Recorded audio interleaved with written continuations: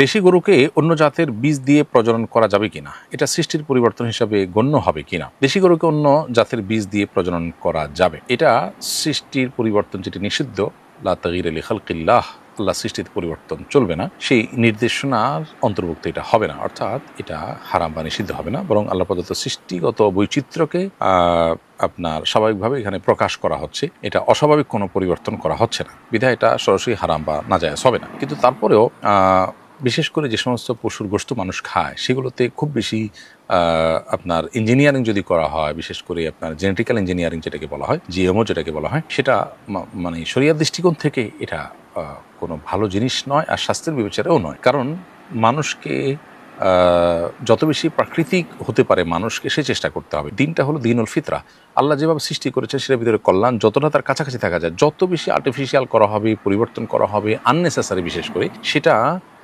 Unnecessary পরিবর্তন যদি বেশি হয় তাহলে সেক্ষেত্রে সেটা মানুষের জন্য কল্যাণ বয়ে আনে না। তার সুফল যতটুকু মানুষ পায়, কুফল তার চেয়ে বেশি ভোগ করতে হয় মানুষ।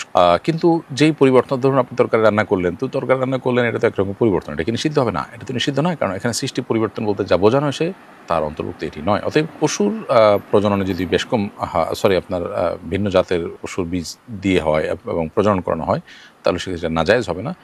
শরীয়তে ঘোড়া গাধায় সংমিশ্রণে খচ্চরের প্রজনন এর ব্যাপারে ওলামা ইকরামের সবার ফতোয়া আছে জায়েজ, বিধায় পশুতে এটা করা নাজায়েজ নয়। কিন্তু মানুষের খাদ্যের মধ্যে জেনেটিক্যালি বা আপনার বায়োলজিক্যালি যদি বড় কোনো চেঞ্জ আনা হয়, সেটা অনুচিত, সেটাকেও হারাম বলা কঠিন, হারাম বলা যাবে না, বরং মানুষের জন্য ক্ষতিকর এটা যদি কোনোভাবে প্রমাণিত হয় তাহলে সেটা করা অনুচিত।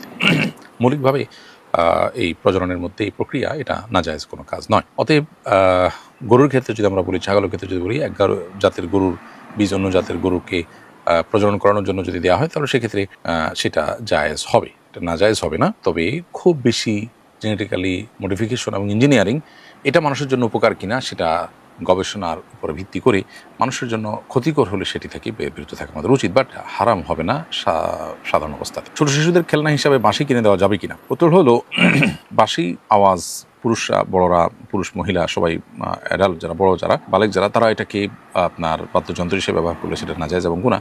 বাচ্চাদের খেলনা হিসেবে যেসব বাঁশি ব্যবহার করা হয় এগুলোকে বাদ্যযন্ত্রের আওতায় ফেলা যাবে না, বিধায় এটা তাদেরকে কিনে দেওয়া যেতে পারে খেলনার অংশ হিসেবে। নাবালেক শিশুদের নিয়ে প্রাপ্তবয়স্ক কেউ জামাতে নামাজ পড়লে কি নামাজ হবে? উত্তর হলো, বুঝমান হলে তাদের নিয়ে জামাত করা যাবে। তারা যদি বুঝে, অর্থাৎ ভালো মন্দ, উজু গায়ে উজু, নামাজ গায়ে নামাজ, এতটুকু বুঝে, যেটা আজকাল 6-7 বছরের বয়সে বাচ্চাদের মধ্যে হয়ে যায়, তাদের নিয়ে নামাজ পড়লে নামাজ হয়ে যাবে। 6-7 বছরের বাচ্চার মধ্যে সাধারণত এতটুকু ম্যাচুরিটি চলে আসে। এদের নিয়ে নামাজ জামাত করলে জামাতের সওয়াব আপনি পাবেন ইনশাআল্লাহ। ধরুন 2 বছর 2.5 বছরের বাচ্চা, তার নামাজ কি গায়ে নামাজ কি সে সেন্স নাই, তাকে নিয়ে নামাজ পড়লে জামাতের সওয়াব পাবেন না।